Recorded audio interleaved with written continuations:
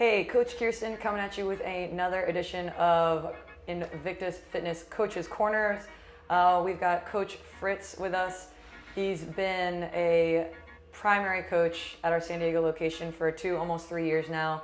He is a head coach at our Olympic lifting program and in our GPP classes, as well as a nutrition coach. And today we are going to get into the question of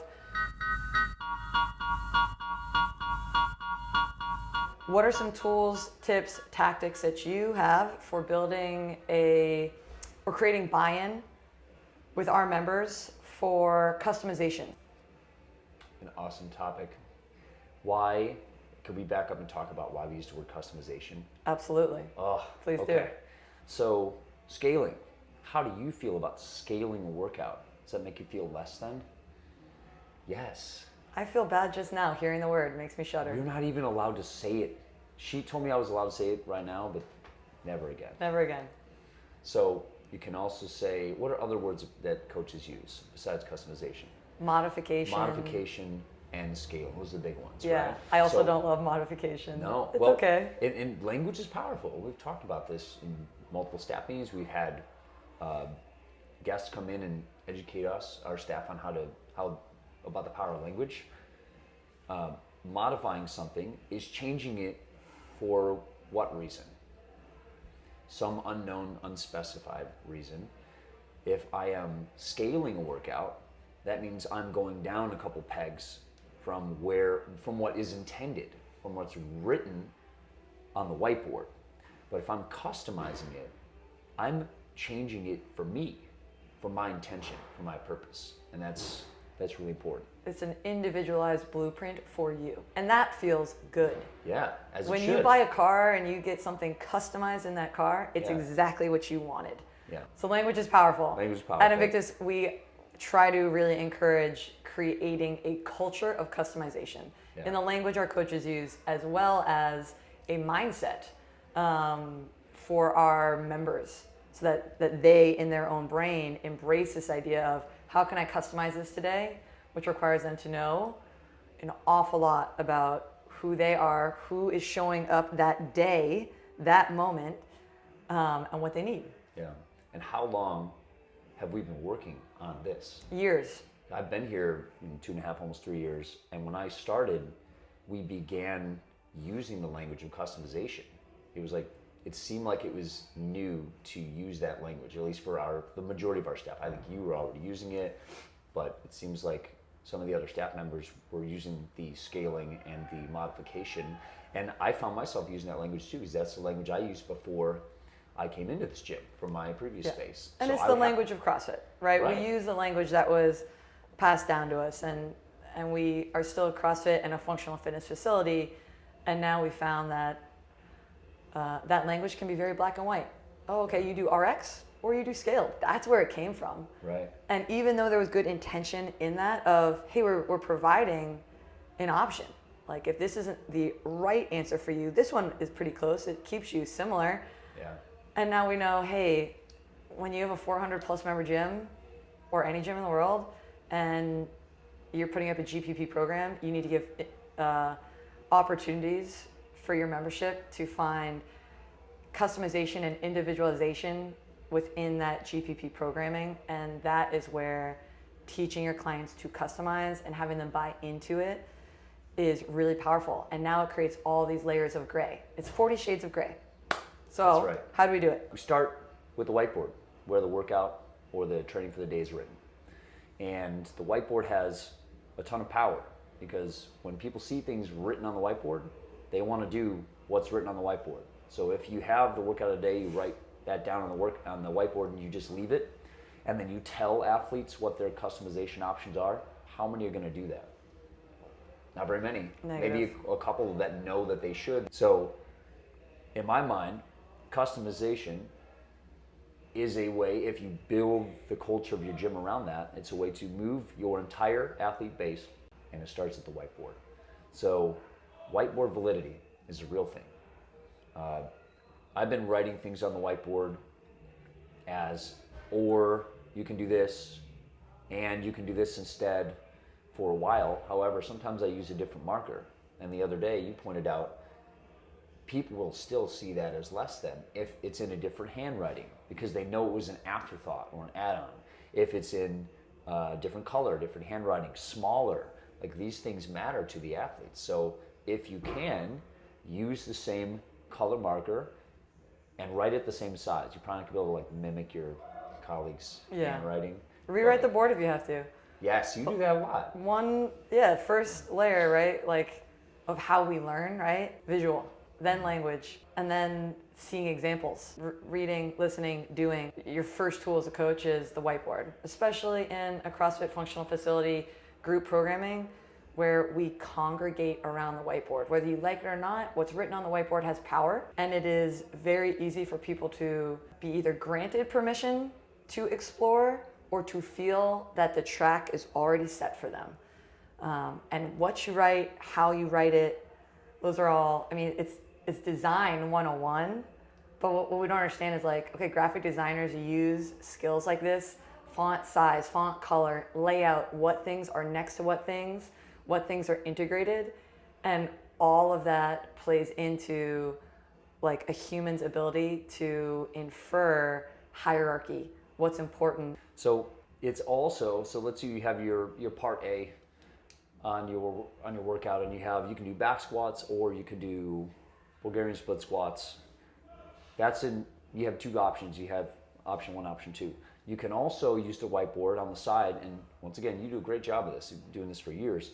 You write a little asterisk and you explain the intention and how different ways you can find the intention, and you write customize with this in mind next to it. So now you're not just writing options and they can take a pick on what's on the board. You teach them to think about changing things completely to get what they came for that day, which for each athlete is completely unique and individual. Yeah, absolutely. So that's kind of like writing, and I feel like you're following it up with language, right? And maybe that asterisk is as much as a note to you, the coach, that Yes. when you get to the whiteboard and you're giving your whiteboard brief, of giving examples of, right, as you go through, hey, the intention for today's training is lower body squat focus. You're either going to do it as a back squat or some kind of loaded bilateral squat, or you're going to choose, fitness track, a unilateral training program. You then follow it up with, hey, how do you decide what's right for you today? And give a quick example of, if you're always receiving the cue from coaches on squat day that you have a hip shift from one side to the other, consider choosing a unilateral training option today, and all of a sudden you've put an opportunity for them to be like, oh, okay, wait, like, do I want to customize? I've heard that before. Yeah. They recognize themselves in the examples that you're giving. And now they can solve their own problems. Yes. Yeah. Now they're equal participants. Well, at least they know, like, hey, maybe I should try that. And then they come and ask you, like, what should I do? Like, I think I should do the thing that, like, because I'm unbalanced, I have a hip shift, like, how do I solve that? And now you open up that dialogue with the athlete of how to solve this problem or situation. And it opens up future solutions as well when they have other stuff that they encounter. Yeah. I think you also do a great job in your warm-ups of having the whiteboard written, following it up with broad and inclusive language, and giving examples verbally in your warm-up, but you also incorporate doing. So in your warm-up, if you want to give somebody or plant the seed of somebody sandbag squatting instead of barbell squatting, because that's a better option for them, it's going to create less pain on their back, put them in a better position, you incorporate the sandbag, the often lesser utilized tool, in your warm-up. Yeah. You actually give them an opportunity, and it legitimizes that option for them. It also decreases the fear of, ooh, that's something I don't do that often. Nobody's going to choose that track. Yeah. If they're like, oh yeah, it says on the board I can sandbag squat or I can double kettlebell front rack squat instead of barbell, but I'm not super confident with that, I haven't done it before, no one's going to choose that option. Yeah, and if they create an opportunity. And they never get the sandbags out. Yes. They know they're just dusty in the corner, they never touch them. Dusty old sandbags. They're not going to feel comfortable grabbing that dusty old sandbag. It's nasty. Doing stuff, yeah. I mean, I love the dusty old sandbag. Yeah, we love the sandbags. Yeah, so I think that's another layer of creating a culture of customization, is creating opportunity in your warm-ups to incorporate that that customization option. It legitimizes it for them, and it creates confidence that they can do it. You're teaching them the spectrums of options that they have. Like last night, I did that with the sandbags, with V-ups or with toes bar. I love this.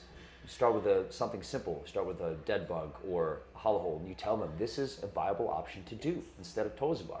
Why would you want to do toes bar? Maybe it's just a CrossFit fun movement, but the intention is to create strength here, right? To create tension and to breathe well. And if you can't do that with a toes bar, you can try to do it with a tuck up or a hollow hold or dead bug or V up. And if they feel that during the warm up, once again, it comes down to feeling the right stimulus. Yeah. Now they're gonna be like, ooh, I like the way this feels. I'm gonna do this. And you don't need to bash their head in with you must customize this workout. They just do it themselves, which is awesome. Absolutely.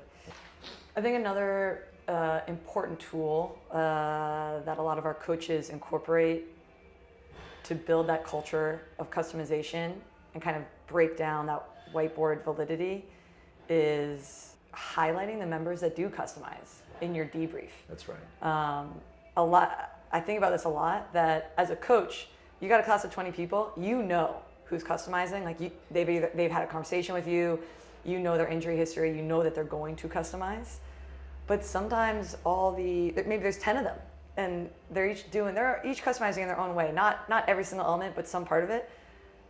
Give those people a shout out, because the class is full, and when your athletes come in, they're kind of laser focused on what they're doing. They're not always paying attention to what everybody else is, or maybe they miss seeing that, oh, their buddy Jose is doing something different. Instead of toes to bar, like they're doing a on the floor L-seated pike raise. Give those people a shout out and demonstrate, like, hey, Jose did a great job of choosing this, and he maintained the stimulus during the workout because of it. Or Lucy chose Y, and give 5 people a shout out. And all of a sudden, you just demonstrated to a class of 20 or 25 that 5 different customizations were made. They each did their own thing, and like a little bit of, they got praise for it. Not like they're better than, but you highlighted them. You spotlighted that rather than spotlighting, so-and-so came in first. Great job. I often find that some of the athletes that come, if you're like a newer athlete, you've never belonged to a functional fitness CrossFit gym, and you come into our facility, you're kind of a blank slate. So you adopt a culture of customization very quickly, because they do. When you encounter our coaches, you get nothing else but opportunities for customization. If you have come from another facility where the whiteboard was Bible and it was RX and scaled, and there are times and scores written on the board, it is a longer journey for that athlete to step back from, oh, am I doing what I'm supposed to? No, you're supposed to be doing what you need. I'm not here to tell you what you have to do, but just getting them to buy in on the customization that they choose is just as valid as what they think RX is. Yeah. So usually on the board, the left side of the board is the performance track, and the right side is the fitness track for our dual track programming. And there's a class of noon athletes that I coach on Monday every week, and they are like gung-ho. They think they need to do the performance track every time. But really, they don't know what that is. They want to do the thing that's on the left side of the board. If I switch the board, they do the fitness track. They do the fitness track, and they think they're doing performance because it's on the left. Because they don't know. They're not looking at... What one do you read first? I want to do the most complex thing. No, they just want to do what they think that they should do because they've been doing it that way, and that's what their friends do. Yeah. It's just a hierarchical, cultural thing, and you have the power to change that by constantly, over time, it's taken us years to do this. Yes. Keep working at it. I do feel creating a culture of customization, it's important for coaches to have patience and imagine that success rates are much more like, cool, I got one person to customize, and it was because they have an injury. Like, of course they're going to customize. First of all, no, lots of people that have injuries don't customize, and they continue to be injured. And then they make it worse. Yes. And then you lose them as a member for a month or sometimes forever. Yeah, and then that one person customizing, in 3 months, it's 3 people customizing.